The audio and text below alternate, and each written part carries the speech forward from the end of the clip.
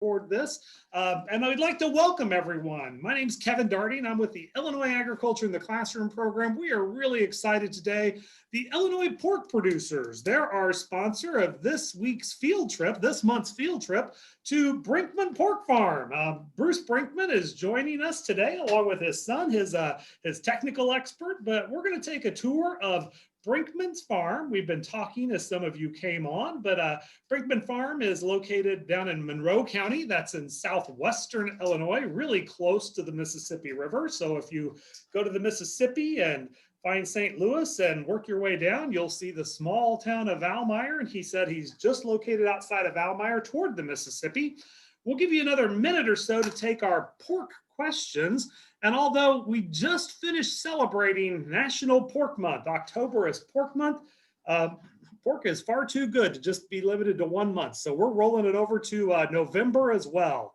I'll go ahead and end our poll right now, and we'll talk about this. A couple of questions. How does Illinois rank in pork production in the United States? The answer is B, fourth place. We are consistently in fourth place ranking in pork production. Iowa, North Carolina, those are some of the major pork producers. But our next question is about how many pig farms are there in Illinois? And the answer to the pig farms, there are almost 2,000 pig farms in the state of Illinois. So a really cool example of this as we look at our 102 counties, 2,000 pig farms all across the state of Illinois. And finally, this is a big one. How many pounds of pork?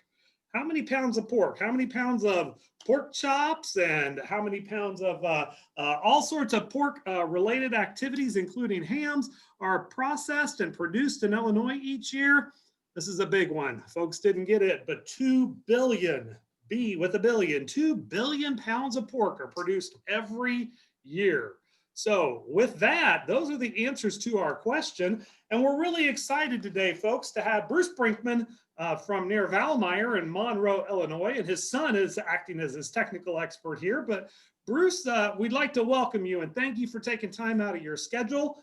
Fortunately, we planned this. You said earlier you just finished up harvest, so that's a good time. But we're here today to talk about your pigs. So welcome and thanks for joining us.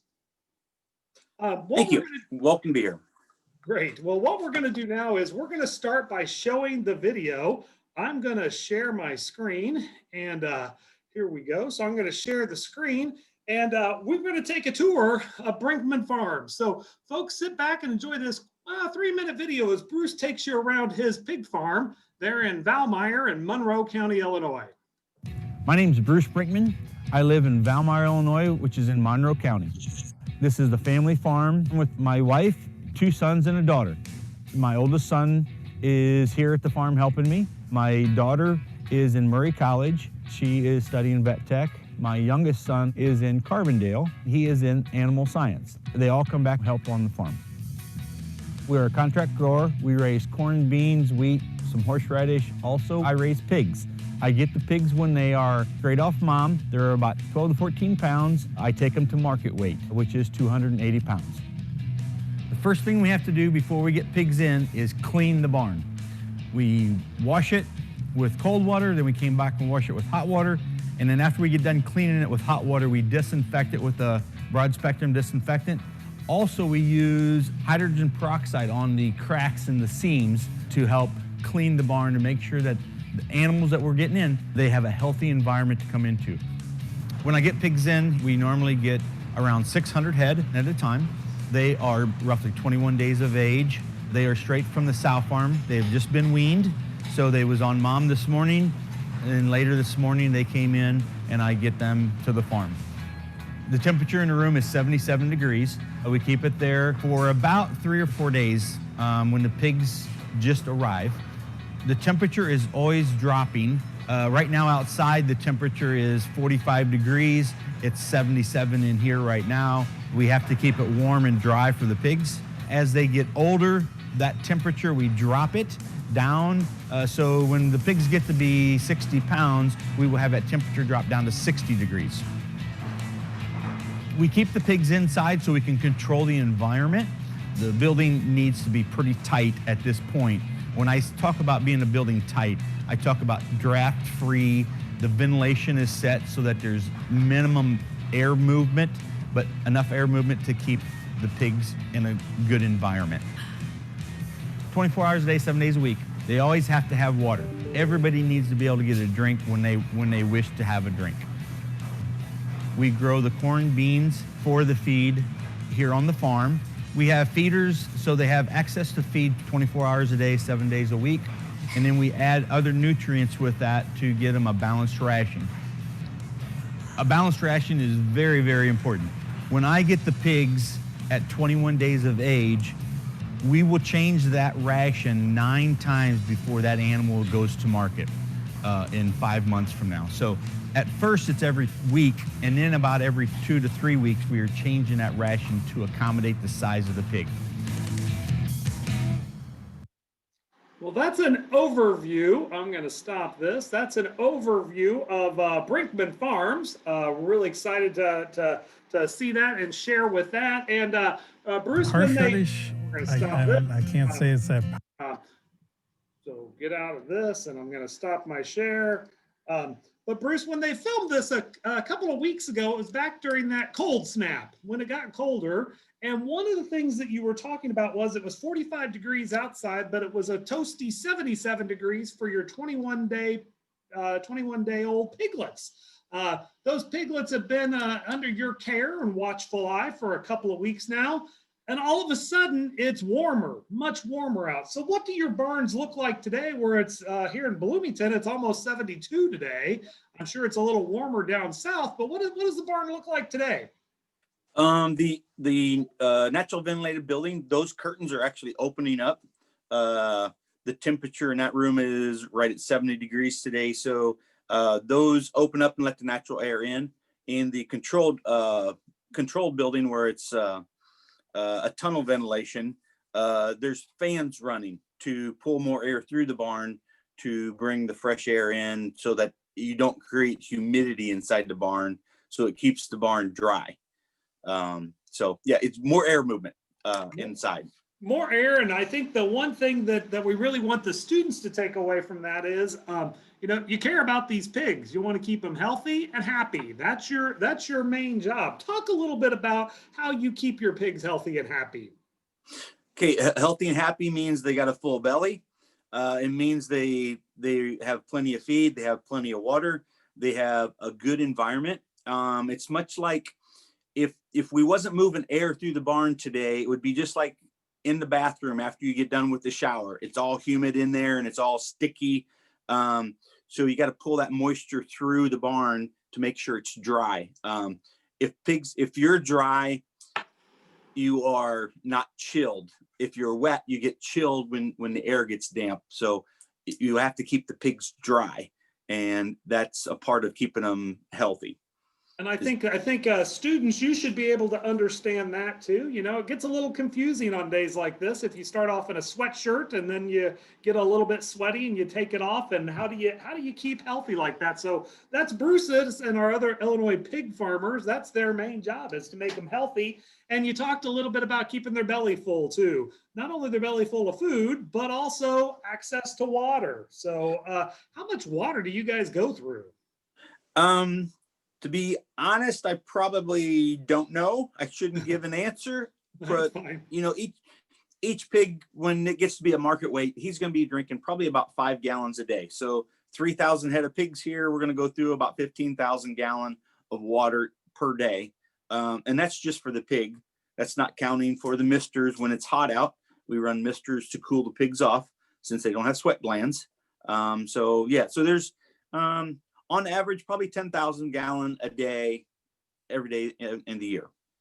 And so students, think of that, 10,000 gallons of water just for our pigs. That's like, what a gallon of milk looks like. That's a lot of water. So we're feeding those pigs. We're taking care of them. I know we've got some 5th graders out there, Mrs. Kelly's class at HES. They're there. They might understand you give some pigs, or you give any animal a lot of food and keep them happy, and a little bit of water. There's also going to be some poop that's involved. So within pork production, you call that nutrient management. And what are we going to do with that with that poop when it happens? What do you do with that poop and make sure everything is clean? We talked about everything being clean. Share a little bit about what you do with that extra excrement that comes from the pigs. Okay, so what we do is that if you was noticing in the video, the pigs were all sitting on concrete with slats, and that poop goes through the floor, and it's stored underneath of them. There's an 8-foot pit underneath those slats. So the poop goes there, and then in that particular barn, it will hold enough for a whole year. And then I take that and I apply it to my fields. So when the pigs eat, they poop. And when they poop, we take it out to the field for the nutrients in it to raise a crop. So those fields, I will not need any extra fertilizer except for extra nitrogen for my corn. But the beans, horseradish, wheat, it all is fertilized from the pit. What's coming out of the pit, nutrients out of the pit. That activity of natural fertilization, that's not a new thing for you hog farmers. That's been going on for generations. Students, those of you who have a dog or a puppy and you don't clean up their mess in the yard, you'll notice next spring, if you don't clean it up, that area will grow a little greener too, because there's nutrients and valuable stuff that's involved in that. Bruce, we do have a couple of questions that are coming in. The first one is water. 10,000 gallons of water a day. Do you have a well, or do you get a bill from the city to pay for it? I have a well. We put in when I started with the pigs back in 2009. I put in a big well, which it pumps. It'll pump roughly 40 gallon a minute. So most wells on farms are in that 8 to 10 gallon a minute. I've got an extra big one that I use. And being in the bottoms, my water table is very high. So it's actually only about 40 feet in the ground, and I have plenty of water for that. Well, and when you say that you're in the bottom, so for our, I grew up in Douglas County where there really wasn't a river around that we worried about. Do you want to explain the bottoms and what you're talking about when you talk about the bottoms where your farm's located? Sure. So we are off of the bluff. So, and the Mississippi bottoms is the area in between the two bluffs. You have the natural channel of the main Mississippi, and then we have a levee system between us and the bluff. And so it's an area, that's farmed, lived in, and we are, it just makes for a high water table. And it makes for a great place to grow crops and a great place to have a livestock facility. Because it's like I said, it goes full circle. What goes in the pigs comes out of the pigs, and we put it back into a crop, and it goes back to the pig. And then you're going to grow that crop, and you're going to feed the pigs with that crop, and then the pigs. It's a great cycle that goes along with that. Got another question too that dealt with the curtains and what went on with keeping the animals warm. We talked about opening the curtains because it's warmer out today, so they get a little breeze. It's kind of funny. My wife in the house, she was cold, and now she's hot, and I'm like, you're not opening the windows with the heater on. Their question is what do you deal with cold weather? Do you have heaters for the pigs too? Yes, we have heaters. We have new style heaters. Actually, we put in a year ago. They're a tube heater. So we have the zone heating. So the building, actually, the temperature would be 77 degrees when we first get them. But there are places in that barn where it's probably 90 degrees down where the pig is sleeping on a mat where I was throwing some feed out. Those spots are really warm. And then if you go 15, 20 feet away from that spot, it's probably about 10 degrees cooler. So that way, if the pig is uncomfortable in that warm zone, he can go to a cooler zone. That way he stays comfortable. And then when the building is during the summer, when it gets really hot outside, we are moving air through that barn. And it's roughly going through at about 12 mile an hour. So there's a 12 mile an hour breeze going through the barn, and there's an air exchange every 30 seconds. So that keeps fresh air coming in when it's hot outside. During the wintertime, when it's cold outside, we bring air in from the top of the building. So it's warmer. And so then that is, it makes it, it preheats the air coming in. So that way the pigs don't get chilled with it, but there's controllers that are controlling how much air goes through. Different fans will kick on different speeds so that we have a consistent air quality. And Bruce, as you're talking, one of the things that I see and I hear about this is a lot of work. You're out there working with pigs, and they're in the break. It's not like you can put some extra food in the trough and let them be for 2 or 3 days while you go away for a weekend trip. This is a lot of time management and how you and your family and the people that work on the farm are taking care of your livestock. Talk a little bit about that 24/7 aspect of working with livestock and animals. Sure. So, first of all, every day they've got to be checked, no matter what. It is a absolute must. Before I do anything in the field, I always go through and check the animals to make sure they have water feed, good air quality. And if I don't do that, one of my sons does. We'll go through. So there's always got to be somebody here every day, at least to walk through to make sure that everything is good. And then during the summer when it's so hot, I like to be around the farm all the time to, in case we would have a power outage, to run a generator. So we have backup power if the power grid goes down, to make sure that the animals do stay safe. Because we don't want them to, if air movement would stop, it would be bad on the pigs. It would be really bad. So we've got to keep fresh air going through. And from a rural area, sometimes you do lose power. It's not uncommon, and I don't know about you, but it's still pretty windy out here today. So every once in a while we lose power. Your backup generator goes in there. This is really more of a question for your children. I need to know, is the house on a generator too, or just the pig farm? The house is not on the generator. My generator was not big enough to handle the house also, but we do have water because the water system that is for the pigs is also for the house. So we do keep a water supply.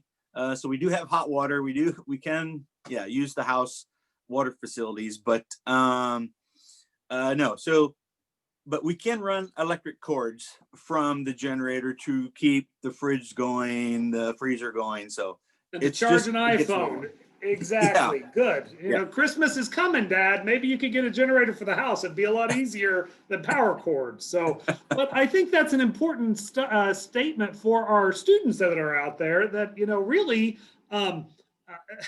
as a livestock farm, you're taking care of the livestock, folks. So if the power goes out, they got to run an extension cord to keep the refrigerator running. But the pigs are sitting fat and happy in the nice air conditioned or well heated barn.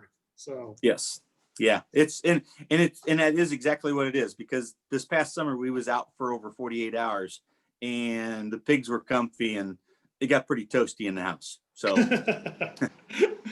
That's interesting to know. Now, one other thing, you said that your daughter is studying vet tech. So your daughter's studying to be a veterinarian or to work with a veterinarian. How often do your pigs get veterinary care? Actually, not very often. I am antibiotic free here. So what that means is there's no antibiotics fed on the farm or given to them. So it's a kind of a niche market that we have gotten into here. It takes extra management, takes a lot of extra time when the pigs first come in. You have to get those pigs up and run them around. So we, for the most part, the healthy's being taken care of mainly by myself or an assistant from the main sow farm. He comes in, and we're always talking about, is the air good? Is it not good? Do we need to warm the building up, cool it off?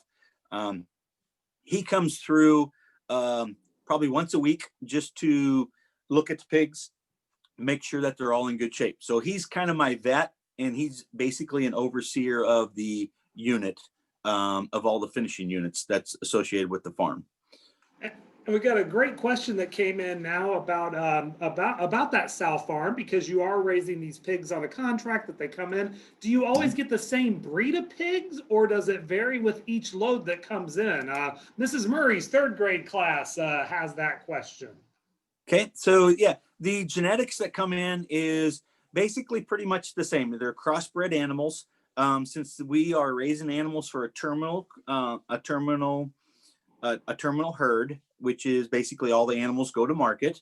And so it's a cross between it's probably a cross between a four-way cross between a Hamp-Duroc boar bred to a white sow. When I say a white sow, a large white landrace Chester type animal. The white breeds are the mother breeds. The dark breeds are the terminal breeds, and when you cross those up, you get a heterosis that is really high. So the animals are very efficient in converting corn to meat. So, and when he was talking about breeds for our students, breeds pigs just like breeds of dogs. You've got labs and you've got poodles, and you put them together and you get a labradoodle. So that's the crossbreed that we have there. And so what your sow herd management are what they're talking about is you want the best pig that's going to produce the best final end product. So the question coming in from HES fifth graders are: we saw the pigs in the video. They were from a couple weeks ago. How big would you say those pigs are right now? They've probably put on about 10 pounds in the 2 weeks that we've had them here. So that pig would almost double in size since you saw that since the video. So right. Yeah. So they grow pretty quick, and that's another really important reason that you talked about their diet and the importance of what's going on in the diet. So yeah, with all the different each phase of the diet is for that particular size, that weight range of that animal. So not all animals are going to be the same. They're not going to all be the same size. You're going to have some smaller ones. You're going to have some bigger ones, but for the most part, the average is for that weight range for that ration. We have some folks coming in, some other questions about how many pigs are in the barn and how much space do they have to roam around? Is it do they stay in the same type of pen the whole time, or what's going on with that? Yeah, so in the barn there's each pen will hold 100 head of pigs, and that gives each pig roughly 8.5 square feet of space. So they do stay in the same pen from since we've seen that video, since I shot the video, we've actually broken the pigs down because they was a little crowded, or there was about 300 in a pen when we shot the video. And so today there's down to 100 in a pen. That's where they will stay. We don't want to continue to mix them because each time we mix, we have a new social order.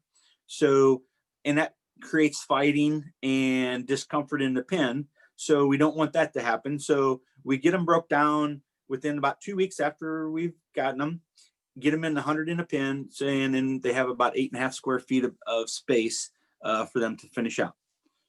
So when you're explaining social order for our students, that means that sometimes a pig, there can be a bully in the situation or somebody who wants to take charge. Explain a little bit about how you as a farmer, what do you see with those pigs as social animals, and what are some of the steps you can take to eliminate that? Well, what we do is when we have a bully in the pen, so to speak, I will pull those bullies out and put them in with bigger pigs. And so he gets put back in his place. It might be a little cruel for him at the time, but at the same time, most of the time you don't see that though. What you see is who gets to eat first or who gets to have a drink first.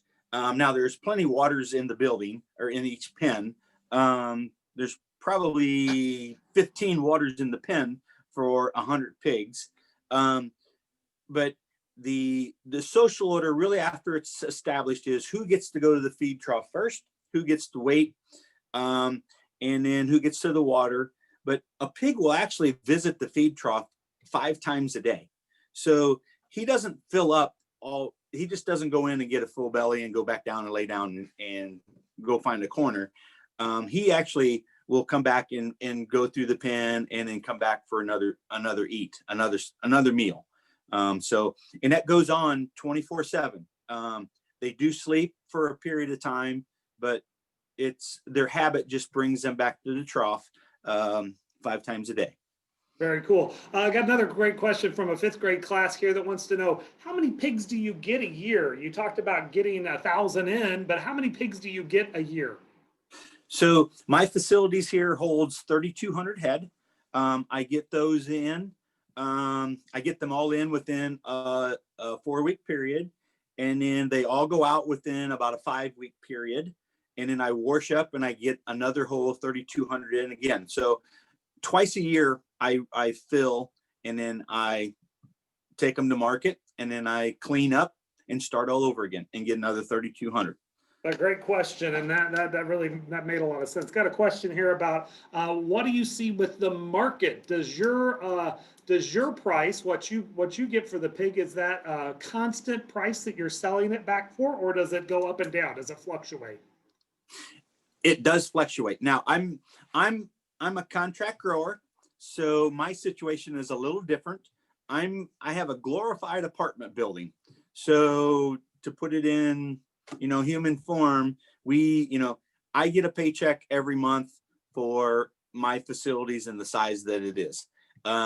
So my check has not changed here during COVID, when there was animals being euthanized and animals that weren't finding homes. But I have stayed very consistent here through the COVID-19 pandemic, and I've been very, very fortunate. So my dollars stay pretty much even from month to month. Gotcha. Got another great question here from Mrs. Folkerts. How many hours a day do the pigs sleep?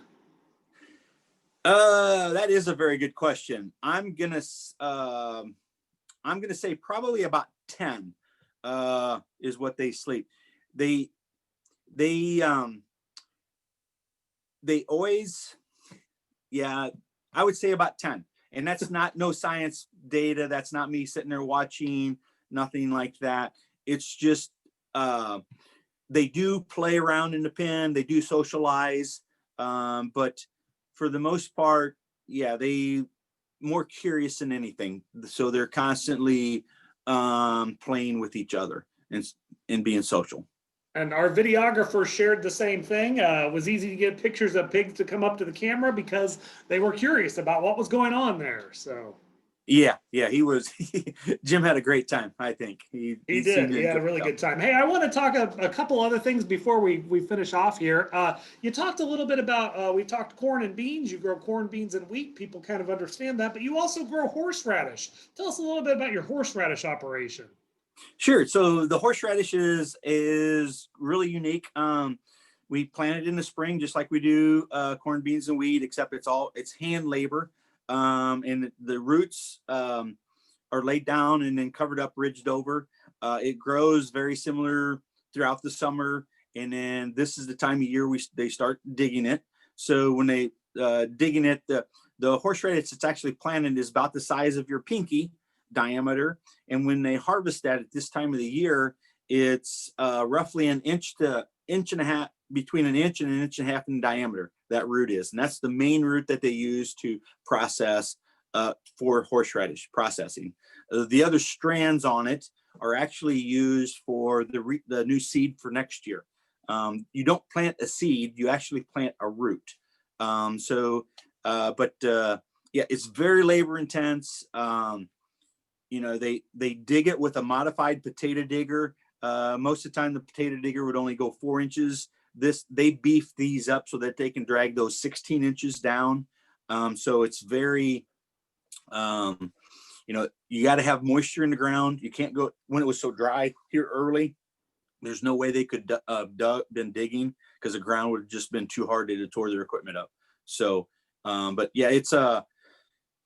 it's but very labor intensive. They walk it at least 3 times a season for weeding, hand weeding. So actually after hoeing, I used to walk beans with a hoe. I don't anymore, but that's a lost art. But not in horseradish. They have to walk it a minimum of 3 times a year. So, Wow. yeah.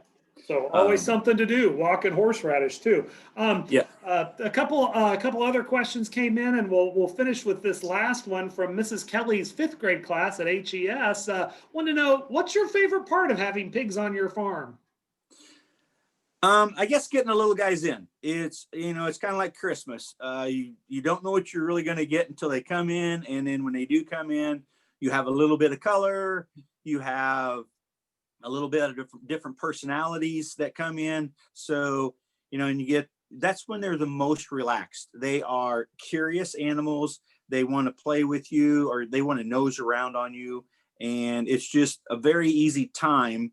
It's most critical that the environment is right at that time, but it's also a very comforting time because you're taking that little guy and you're giving him the best environment, and you get to, really see him take off and go. And when I say that, grow, and it just is very rewarding to get 600 head in and see 590 of them just take off like a rocket and do real well.